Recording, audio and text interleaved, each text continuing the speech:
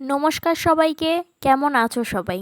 আজকে আমি তোমাদের সঙ্গে আলোচনা করব ডিসেম্বর মাসে লেবু গাছের কিভাবে পরিচর্যা করবে। ডিসেম্বর মাসের শুরুতেই লেবু গাছের ডরমেন্সি পিরিয়ড শুরু হয়।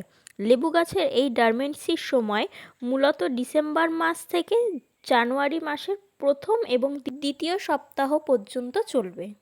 তারপর লেবু গাছ ডরমেন্সি পিরিয়ড থেকে বেরিয়ে আসলে আমরা আবার প্রচুর ফুল ও ফল পাবো। আপনারা দেখতেই পাচ্ছেন আমাদের ছাদ বাগানে প্রায় প্রতিটি লেবু গাছে ডরমেন্সি পিরিয়ড শুরু হয়ে গেছে এবং তার প্রমাণ হলো গাছের পাতা হলুদ হয়ে নিচে ঝরে পড়ছে এবং গাছ বিপন্ন হয়ে পড়বে।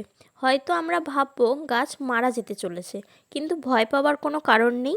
লেবু গাছে যত পাতা ঝরে যাবে সেখান থেকেই আগামী দিনে প্রচুর নতুন ডালপালা বেরিয়ে আসবে এবং প্রচুর ফুল ও ফল দেবে। অনেক সময় আমরা লক্ষ্য করি লেবু গাছের ফুল এসেছে কিন্তু ফলে পরিণত হওয়ার আগেই ঝরে যায় এবং অনেক সময় ফুল আসেই না। এই সমস্ত সমস্যার সম্মুখীন আমরা প্রায় হয়ে থাকি। তো আজকের এই ভিডিওতে আমি 4টি গুরুত্বপূর্ণ বিষয় নিয়ে কথা বলবো।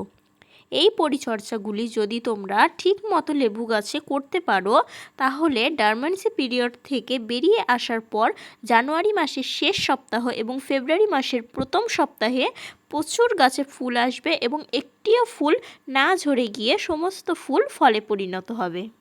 আমাদের ছাদ বাগানে প্রায় 7 থেকে 8 রকমের লেবু গাছ আছে, যেমন ছাতকি কমলা, কলকাতা পাতি, বাড়িয়ন মাল্টা ইত্যাদি। এই ডরমেন্সির সময় মূলত সমস্ত লেবু গাছই প্রায় একই পরিচর্যা করতে হবে। প্রথম যেই পরিচর্যাটা করতে হবে সেটা হলো ওয়াটার ম্যানেজমেন্ট। এই সময় গাছে জল দিতে হবে একদম মাপ করে।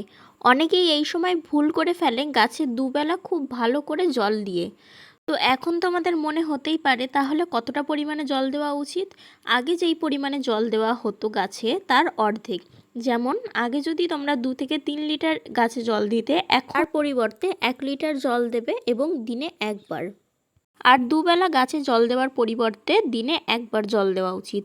এরপর আসি আরও একটি গুরুত্বপূর্ণ বিষয় নিয়ে, তা হলো সার প্রয়োগ। এই ডরমেন্সির সময় আমরা গাছে কী পরিমাণে সার প্রয়োগ করব এবং কী ধরনের সার প্রয়োগ করব। এই সময় গাছকে কোনোভাবেই নাইট্রোজেনযুক্ত খাবার দেওয়া চলবে না, যেমন ইউরিয়া এবং আরও যে সমস্ত নাইট্রোজেন গঠিত সার আছে এই সমস্ত সার কোনোভাবেই গাছকে দেওয়া চলবে না। এবং রাসায়নিক সারের মধ্যে ডিওপি, এই সারগুলি একদমই নয়। তাহলে কী ধরনের সার আমরা গাছে প্রয়োগ করব? যারা নভেম্বর মাসের শেষের দিকে জৈব মিশ্র রাসায়নিক সার গাছে প্রয়োগ করেছেন তাদের আর কোনো রকম সারই প্রয়োগ করার দরকার নেই। তারপরেও যদি কেউ মনে করেন গাছে খাবার দেওয়া উচিত তাহলে সিঙ্গেল সুপার ফসফেট দিতে পারেন। এই সময় আরও একটি কথা বলে রাখি, আমরা সচরাচর টবের মাটিতে যখন খাবার দিই তখন টবের মাটিটিকে একটু খুশে তারপর খাবার দিই, কিন্তু এখন যেহেতু ডরমেন্সি পিরিয়ড চলছে এখন কোনোভাবেই টবের মাটি খোসা চলবে না। শুধুমাত্র খাবারটিকে নিয়ে উপরে একটু ছড়িয়ে দিলেই যথেষ্ট। দ্বিতীয়ত যেই খাবারটির কথা বলবো সেটা হলো লাল পটাশ। এই লাল পটাশ লেবু গাছ ভীষণভাবে পছন্দ করে। 10 ইঞ্চি টবের জন্য 1 থেকে 1.5 চামচ প্রয়োগ করতে পারো। এই দুই মূল সার আমরা গাছে প্রয়োগ করব। এরপর যে গুরুত্বপূর্ণ বিষয়টি নিয়ে আলোচনা করব সেটি হলো এই সময় গাছে কী ধরনের ফাঙ্গিসাইড এবং পেস্টিসাইড ব্যবহার করব। লিফ মেরিয়র নামক এক ধরনের পোকা লেবু গাছে ভীষণভাবে আক্রমণ করে, তার কারণে ফাঙ্গিসাইড এবং পেস্টিসাইড ব্যবহার করা অত্যন্ত প্রয়োজন। এক্ষেত্রে তোমরা জৈব কীটনাশক কাকা ব্যবহার করতে পারো। এছাড়াও মাঝে মাঝে নিম তেল স্প্রে করতে পারো এবং ছত্রাকনাশক অবশ্যই গাছে স্প্রে করতে হবে।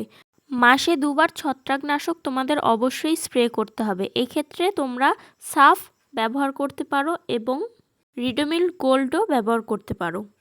লাস্ট যে বিষয়টি নিয়ে আলোচনা করব, লেবু গাছকে শক্তিশালী করবে কিভাবে এবং আগামী দিনে লেবু গাছে যেন ভরে ফুল ও ফল আসে তার জন্য গাছকে আমরা কিভাবে তৈরি করব। এর জন্য আমরা গাছে পিজিআর ব্যবহার করতে পারি। গাছে অধিক পরিমাণে ফুল ও ফল আনার জন্য প্ল্যানোফিক্স ব্যবহার করতে পারি 5 থেকে 6 ফোঁটা প্রতি লিটার জলে এবং বুস্টার 2ও ব্যবহার করতে পারি প্রতি লিটার জলে 1 ফোঁটা। তো এই ছিল আজকের ভিডিও। আশা করছি ভিডিওটা তোমাদের সাহায্য করবে এবং তোমাদের ভালো লেগেছে। যদি ভিডিওটি ভালো লেগে থাকে তাহলে প্লিজ চ্যানেলটিকে সাবস্ক্রাইব করে আমার পাশে থেকো। পরবর্তী ভিডিও নিয়ে খুব তাড়াতাড়ি দেখা হচ্ছে। আজ তাহলে আসি, টাটা সবাইকে।